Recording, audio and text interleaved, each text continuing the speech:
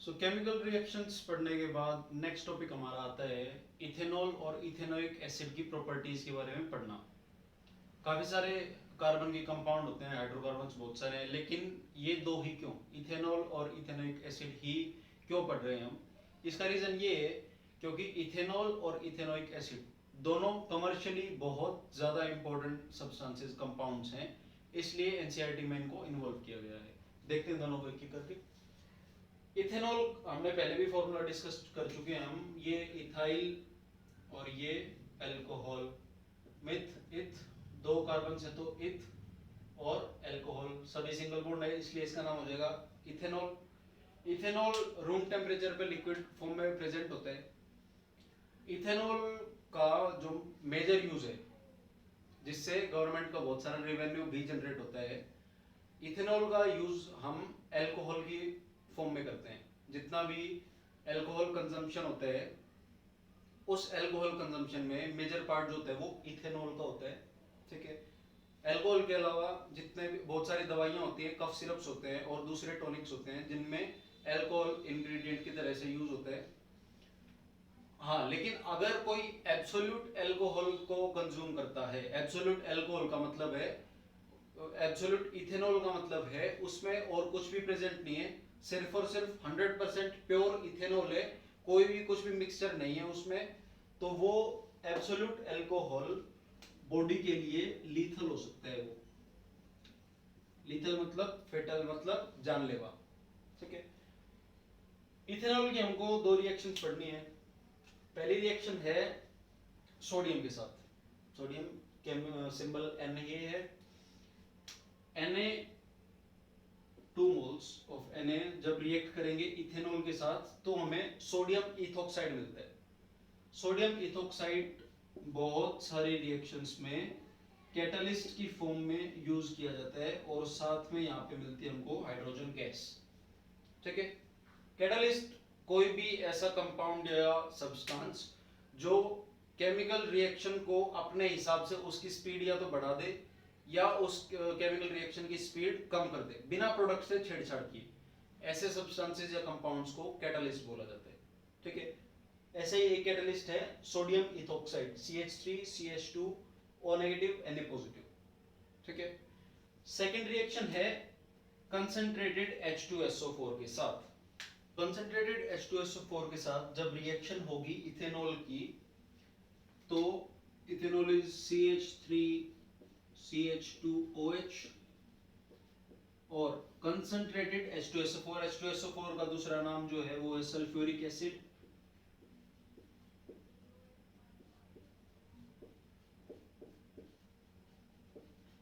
Product बनेगा ethene.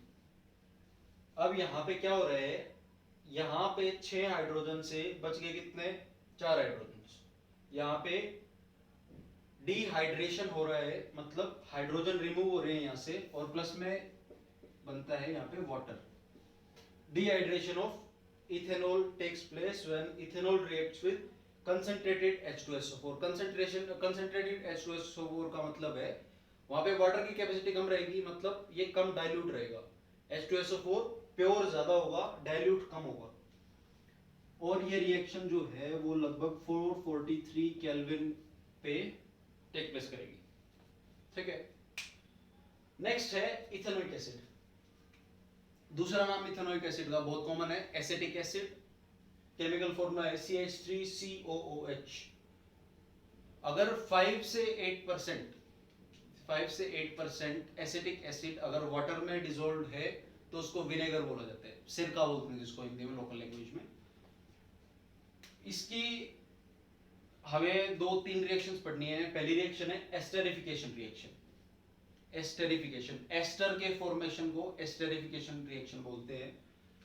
Chemical formula आपको पता ही है, CH3COOH इथेनोइक एसिड का है। अगर ये रिएक्ट करता है,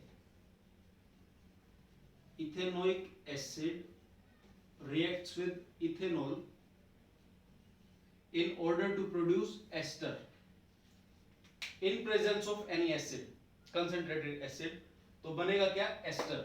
and what are esters? esters are sweet smelling substances जो परफ्यूम्स में, इत्र में यूज होते हैं। फ्लावर्स में यूज होते हैं बहुत सारे, उनको एस्टर बोला जाता है। ठीक है, जब ये सेम एस्टर, इसको हम C2H5 भी बोल सकते हैं, CH2CH3, इसको C2H5 भी बोल सकते हैं। जब ये सेम एस्टर किसी एसिड या बेस की प्रेजेंस में, सपोज यहाँ पे हमने NaOH डाल दिया, सोडियम हाइड्रोक्साइड, अगर ये बेस की प्रेजेंस में रिएक्ट करता है तो ये हमें दोबारा से यही दो कंपाउंड्स दे देगा।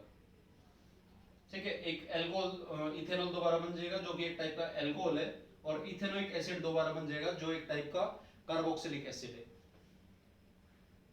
Preparation of ethanoic acid, sorry, preparation of carboxylic acid and alcohol from ester is known as saponification reaction.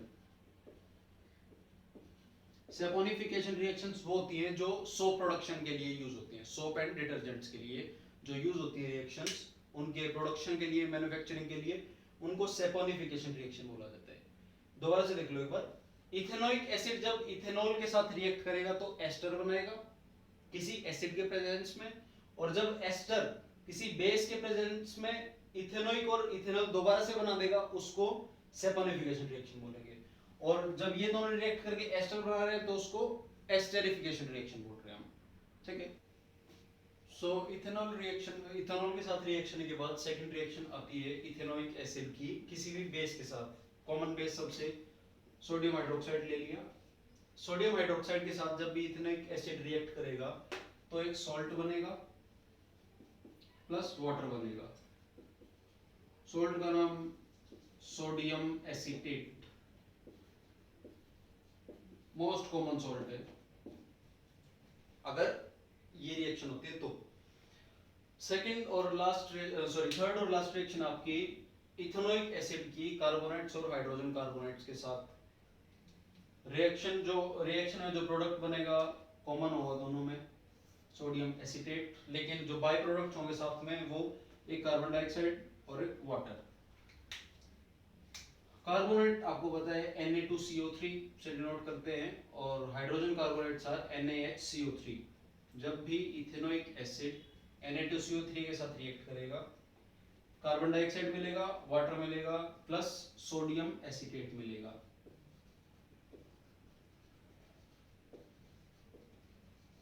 अगर हाइड्रोजन कार्बोनेट के साथ रिएक्ट करेंगे then the products will again be the same. ठीक है, ये प्रॉपर्टीज हमने पढ़ी थी इथेनॉल और इथेनोइक एसिड की। लास्ट टॉपिक रहता है आपका सोप्स एंड डिटर्जेंट्स, वो नेक्स्ट लेक्चर में फिनिश हो जाएगा, then the chapter will be over. Thanks for watching, keep loving, keep sharing.